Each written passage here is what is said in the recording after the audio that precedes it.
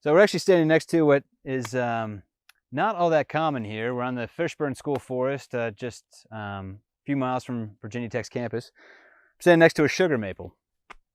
So typically a lot of the literature you're going to find out there, if you investigate literature outside of these videos about crop tree release, typically focuses on timber. But that's just one of the goals that one could be managing for on their own woodlot. Aesthetics is another big one.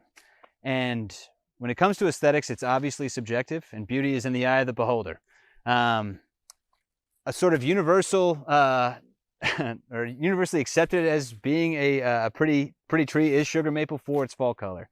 We get these really beautiful yellow leaves in the fall. Where crop tree release would come in handy in terms of amplifying that aesthetic quality of sugar maple would be that if we were to free up competitors, here's a hickory here that we might think about removing.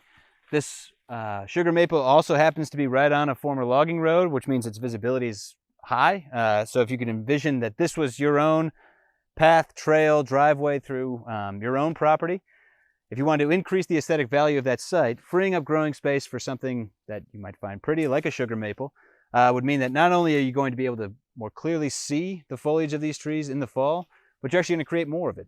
So by giving this stem more light, and in this case, we've talked about being concerned with epicormic branching in terms of timber quality. If a tree that we find its foliage to be aesthetically pleasing, or the flowers that it produces in the spring to be aesthetically pleasing, having more crown and getting more crown through epicormic branches is not necessarily a bad thing. We're going to have more foliage, more real estate for what we find pretty to kind of show up. So we could free up growing space around this sugar maple, increase the crown size, and increase the visibility of this sugar maple so that we can better enjoy its fall color.